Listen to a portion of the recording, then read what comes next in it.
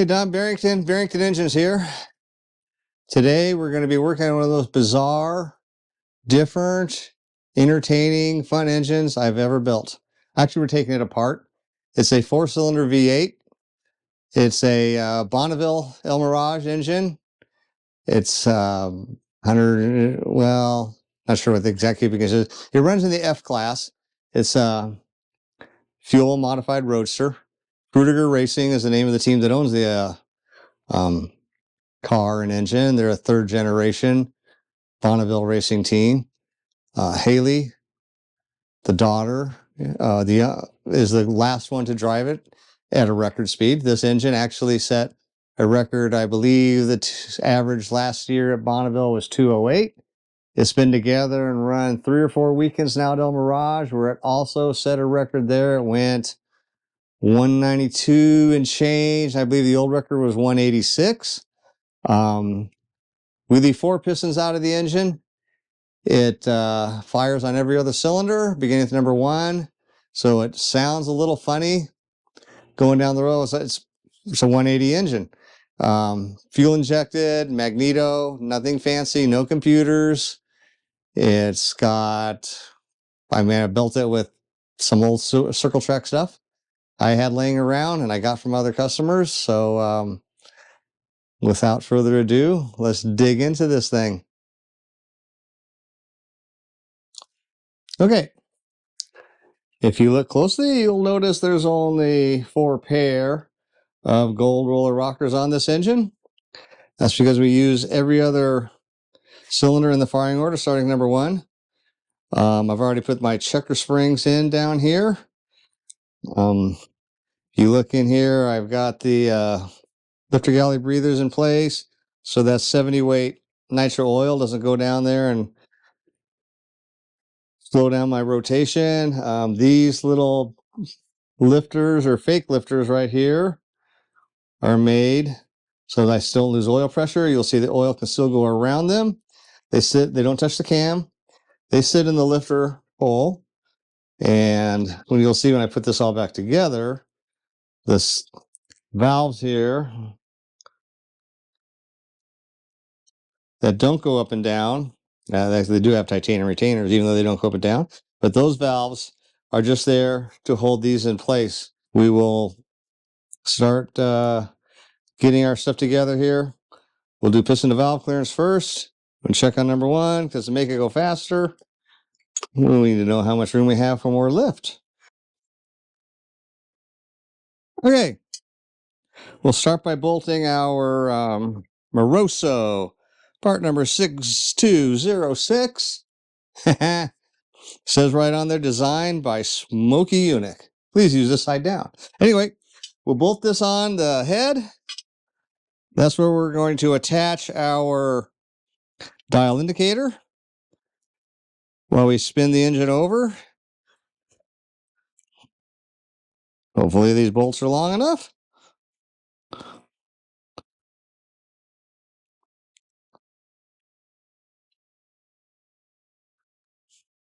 And it's a pan bolt. It's got to go in there, right? Rocker cover valve, rocker cover bolt, they're all the same. Okay, we got it. If it doesn't fit, take your time. Make sure the bolts start. You don't want to cross thread anything. So you get this nice and tight. So your dial indicator has a firm place to sit. We'll do this real quick. We'll take it off. This is kind of a fun engine I built. It took a lot of parts from our circle track days. You went to use it. I have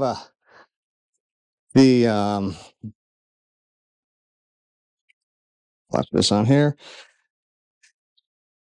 These roller lifters are actually out of one of Ron Hornaday Jr.'s tour engines from way back in early 90s, probably. The only needed half a set. So the fact that he loaned the engine to somebody, if I remember right, at Sears Point, and they blew it up, I kept all the old parts because that's what I do. If you look around my shop, you'll see a lot of old parts laying around that are mine now. Anyway, I also have one of Dave Phipps' old crankshafts. So you don't know who Dave Phipps is? Many times Saga Speedway champion. He also won, I don't know if he was ever a champion at Irwindale. His son was, Andrew. He also won races on the dirt after they closed up all the paved tracks out of Ventura. And then the connecting rods that are in here, I had 5 6-inch vintage BRC steel connecting rods that came out of a Spears manufacturing engine way back in the day, sitting in a box. And so I only needed 4. So we use those 4 of those. I have a spare. I have spare. What else do I have? Yeah, I have spare roller lifters left over from Hornaday's day. So I had new pistons made for this, put all new valves in it, new push rods, new springs, and all that. But a lot of the parts are just left over from old circle track days. Notice how that spins over real quick there because I don't have any spring pressure here. One of the bad things about having only 4 cylinders is with springs on it, it does want to go in a hurry if you're not careful. I think right there I'm just hitting the seal, so plenty of piston to valve clearance. What I'm going to do when I rebuild this is put some, these are 1.5 rockers. That's plenty. I'm going to put some 1.6s on the intake.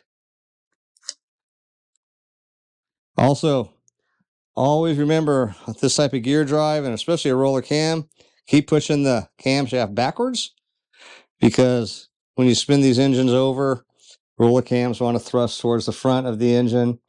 The old days flat tappet cams would want to push themselves towards the back.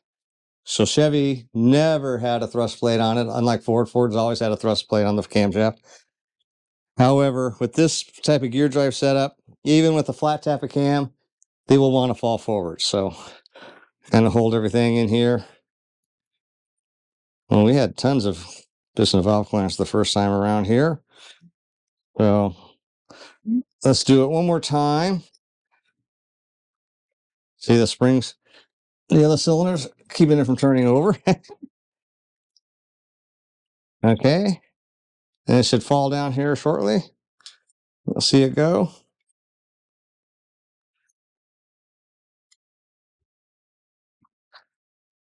Remember, I had CP make these pistons.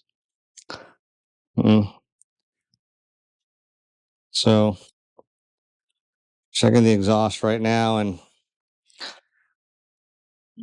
there it went.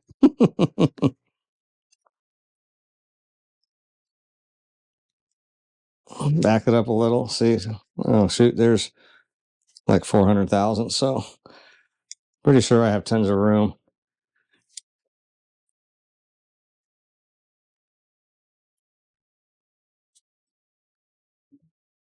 And we're coming back up again. Piston's facing that valve. So we have 200,000s right there. 180.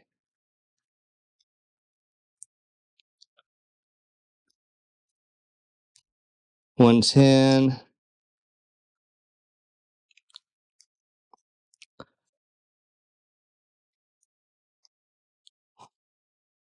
200. That was 210, not 110.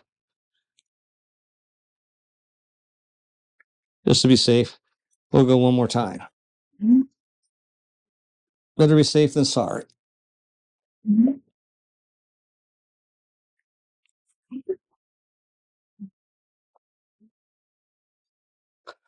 Okay. 1, 2, 20. 1, 180. 180. 170.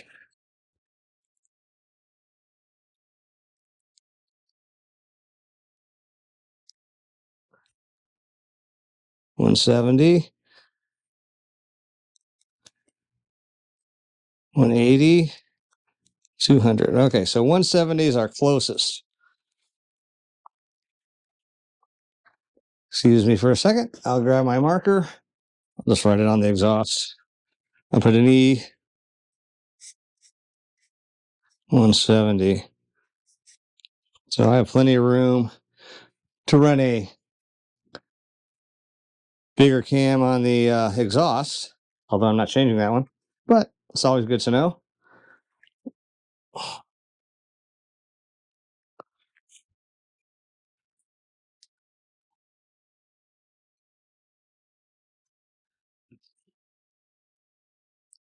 And we're starting out here with, all right, we've already passed our closest point. So, and it was 170 that I got. And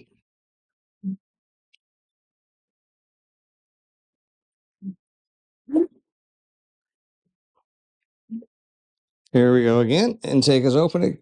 That's a ton.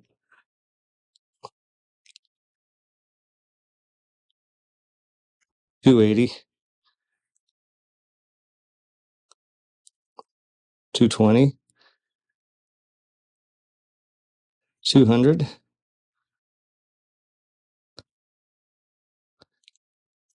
$180,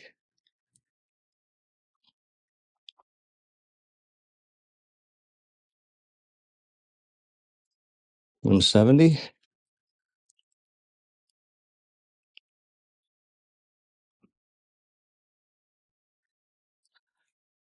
$180,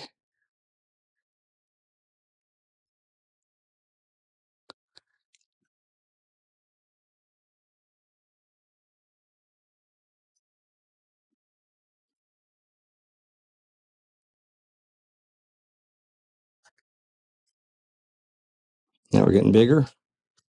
Okay. We got about 170 on both. So I think I got room to go with the bigger ratio intake rocker arm.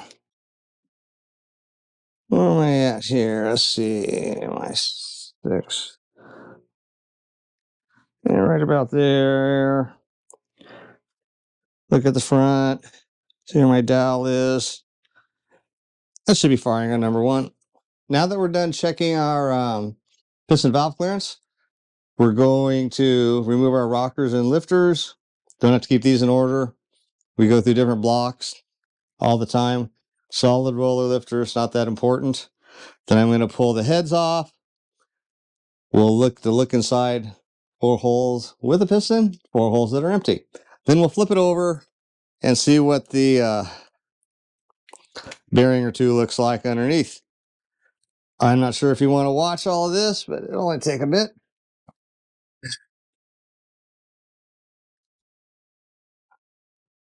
So I like doing things by hand. I just like to feel if it's torque tight, that kind of stuff. They were both the same, so I didn't write anything down on the second one. If you just buzz things apart with an impact or, what's the thing everyone uses nowadays? Cordless ratchet. I have one. It's handy for certain things. I'll probably use it to take the nuts off here after I break them all free by hand. But I just like to know if things are tight or not. These are Manly push rods. Put them in my little box over here for the parts. 120 wall. Always use the thickest push rod you can get.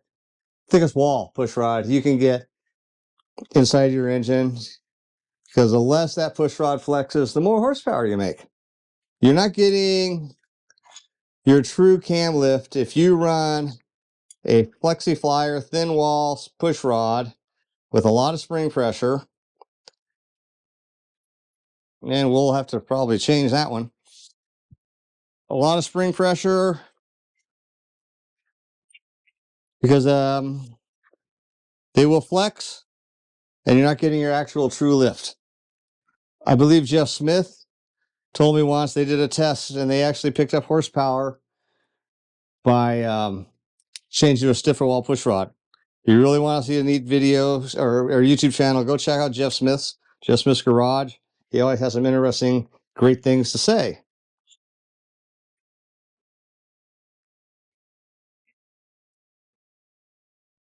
When I get this all apart, I'm going to send the crank out for mag, the rods out for mag, put new bearings in it, new rings. See if we can get that 200 miles an hour Del Mirage.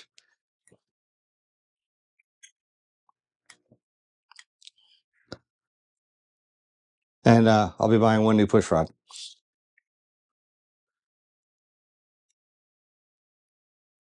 When I drop things, I don't use it again. If you ever drop a valve, a spark plug, anything like that, throw it away, put another one in. It's not worth it. Take a chance doing some damage and breaking it. In this case, a push rod is not going to cost me that much.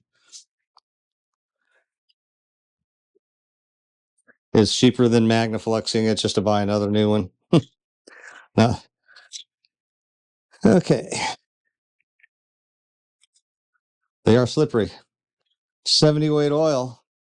You know, this is a nitro burning engine. That's why you see all the rust on everything here. You know, that nitro does not, it's like it sucks the moisture right into the engine.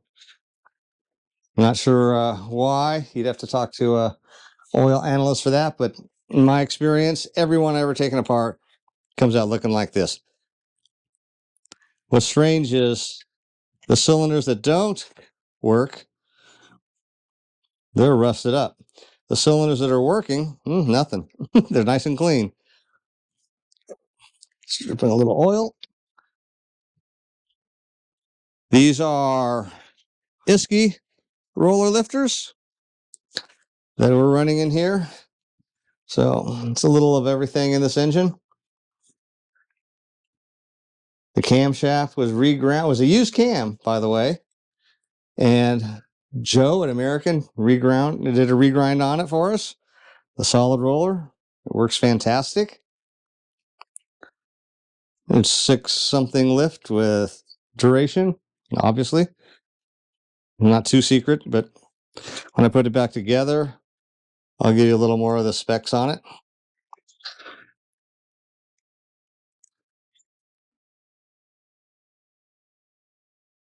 All right, we'll keep going here. I know you're dying to see what's inside this puppy. I got to get all these out. My fake lifters. My little screwdriver to pop those out.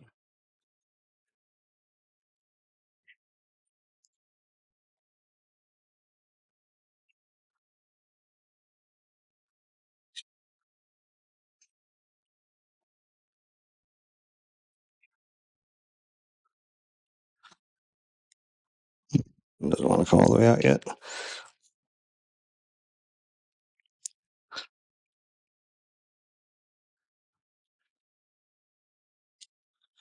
Hone those lifter boards. Make this a little easier.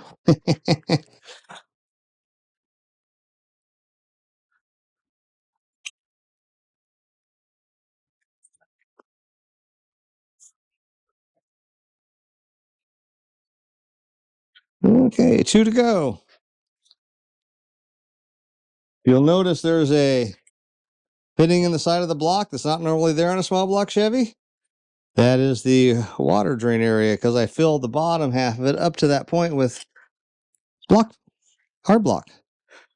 So strengthen those cylinders up. A little bit of that's, if you've ever used hard block, it's like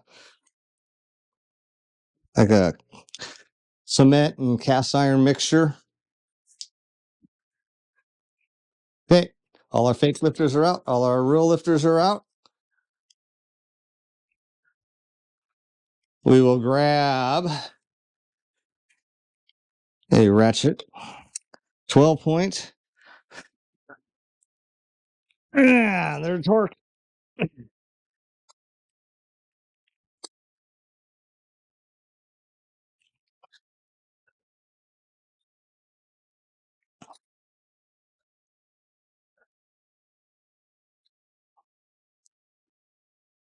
Yeah. 17 of these puppies on each side on a small block Chevy. I say all of those held up well.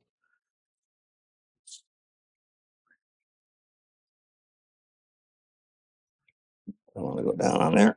Get a different socket. That smell. You can't smell it, but it's got that odor going.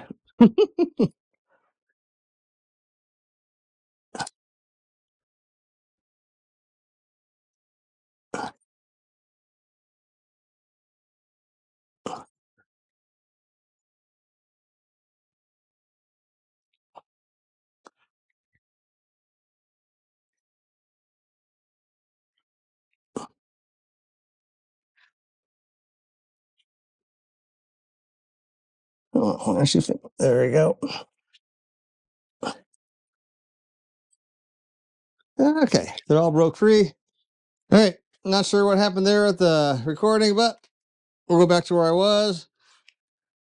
I broke all the nuts on the driver's side loose. I got my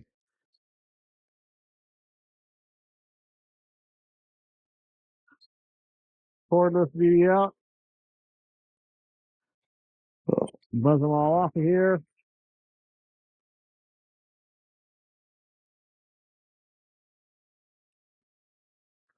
All right, I got all the nuts and washers off. I'm going to go ahead and remove the studs. This makes pulling the head off a lot easier. And get your hands all black. If you've never worked with ARP assembly lube, stuff works great, but it gets everywhere. I don't know if you can see down there in the back, the dry sump pan. Got a little black in there from assembly still. But this is a dry sump engine. I do a few little tricks to the oiling system inside the block. I open up the main oil galley. I open up all of the passages from the center 3 mains down to the main oil galley. I machine the back of the cam bearings with grooves, so more oil will go around them to get from the main oil galley all the way to the rods. You know, your center 3 main journals,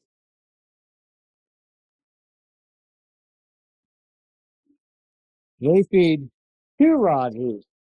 Whereas number 1 and number 5 main bearing only feeds 1.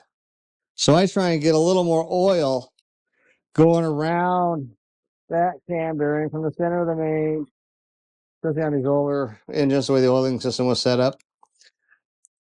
This is something I do. Little tricks. More than happy to show you sometime.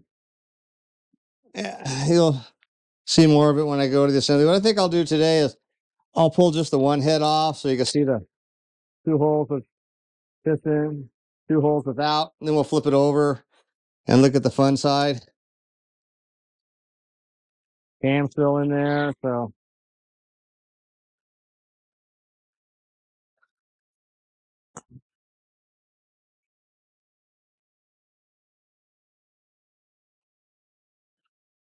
As you can see, ARP assembly lube.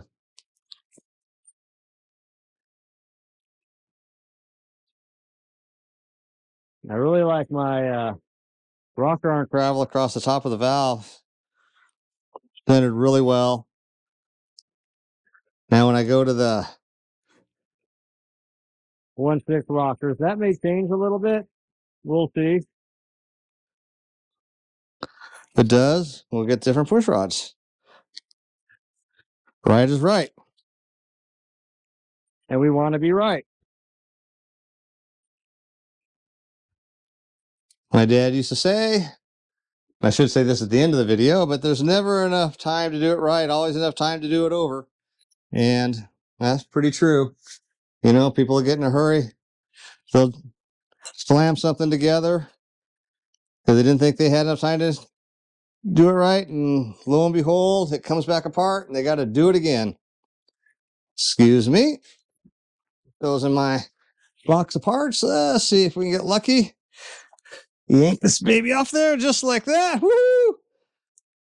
And one cylinder heads off. Okay. Bend over here. I know I'm making a mess, but there you can see the two cylinders that are working. The outer two, number 1, number 7, and the center two, they're just there for shits and giggles, looking pretty. Looks like that head gasket on where am I at there? Number 7. I'd say that was leaking a little. Based off the coloration.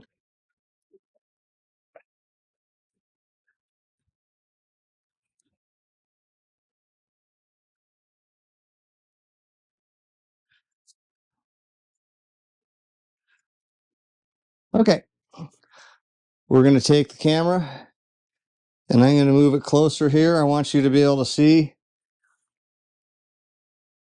down in the cylinders. And you can see right there where the head gasket was leaking on that cylinder. This one looks and doesn't look as bad. It's leaking a little bit right there. There, look at that. So I forgot to put the pistons in those 2 holes. I use Cometic head gaskets. So now if you come over here, sorry, now you get to see my shop in all its glory. This is number 1. It looks pretty good. You go down here and you look at number 7. It was definitely blown. Good thing we took it apart. But hey, it's got 30 miles on it. 30 hard miles. Now,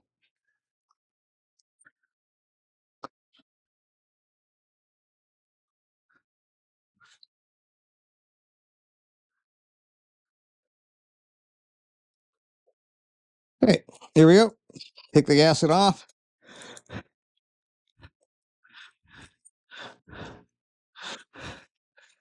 Oh yeah. You can really see it leaking right there. And you can see it as well. But yeah, she was leaking.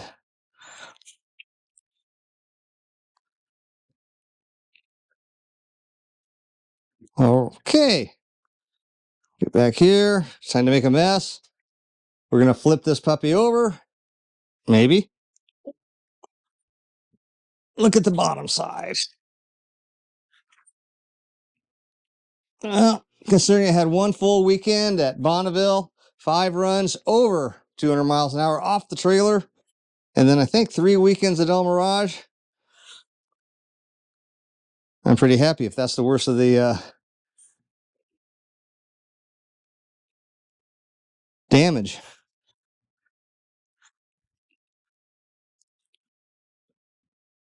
Okay, you can see, so we don't lose oil pressure, we got rods that are cut off and balanced that just don't do anything. We don't lose oil pressure there because of that. See? And let me see that. There's another one right there. On over. See there? We're working with your standard 4-bolt main 350 Chevy. I think this was 30 or 40 over. Look around for my pliable screwdriver. Don't tell the Snap-on man I'm using it for this. It'll void my warranty. Pop that out of the way. It's just ugly. They're pretty handy now to get these, though. They are hard to find because this is a early deal, but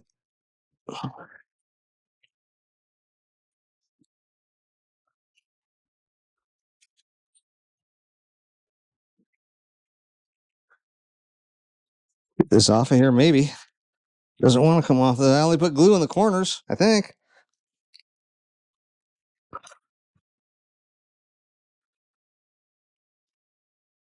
Well, we'll just tear it. Solves that problem. Okay. One thing I definitely want to see, the rod bearing. Find my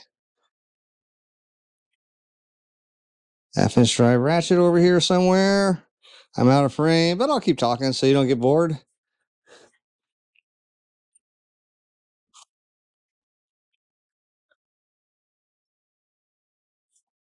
You heard that noise? I dropped my socket. I'm having a tough time today.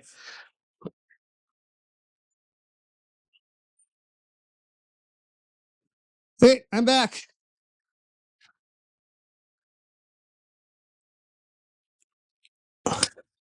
Now I run a soft rod bearing in these because of the steel rods and the detonation when they first take off on this engine, pretty intense. So to cushion the blow, we run a softer bearing. If I ran aluminum rods, I would run a harder bearing. But here's what it is. This is what we're dealing with. Works. We set records. It's all that matters.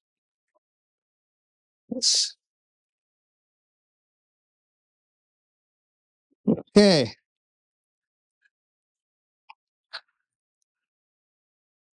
Now, if you haven't been building race engines for very long, you've probably never seen a set of these rods. And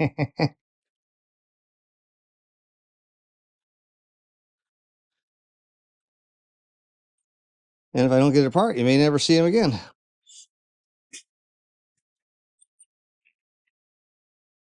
Okay. You can see everything here. But this rod bearing looks brand new. This is just your basic aluminum rod bearing because I wanted to cushion the blow detonation. It's a cleavite bearing, but it's an aluminum bearing. 20 under. Yep. So we'll put new ones in because, it's $10.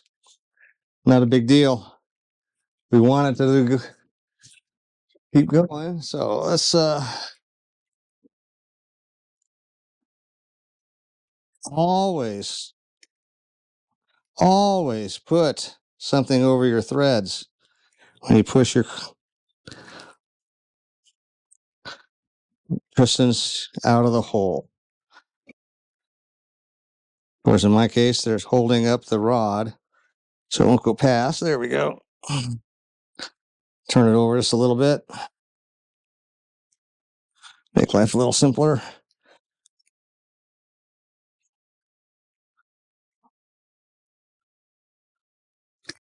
Come on, find me something here to.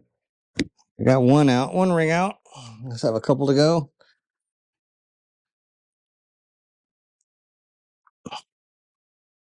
There we go.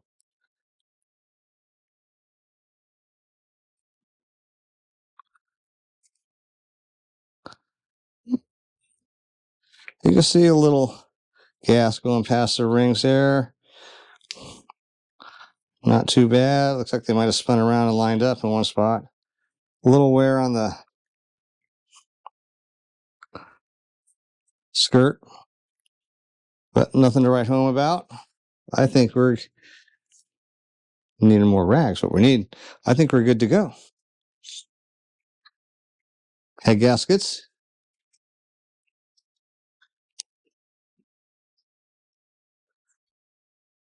We'll put this rod on this piston. A rod cap on that rod. Sorry.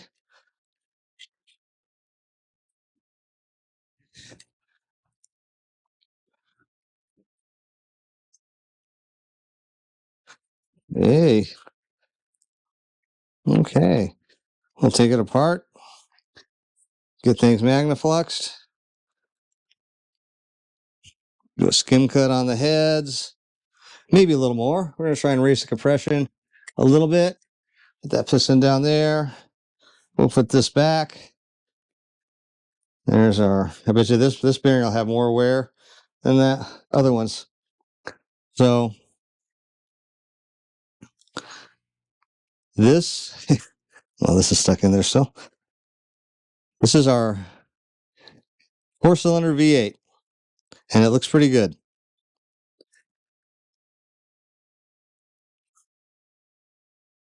See that popping out? Just like I told you it would. That's why you always degree a cam. So there you have it. That's our 4-cylinder V8. Almost all the way apart. Doesn't look too bad. I'll take the other side apart.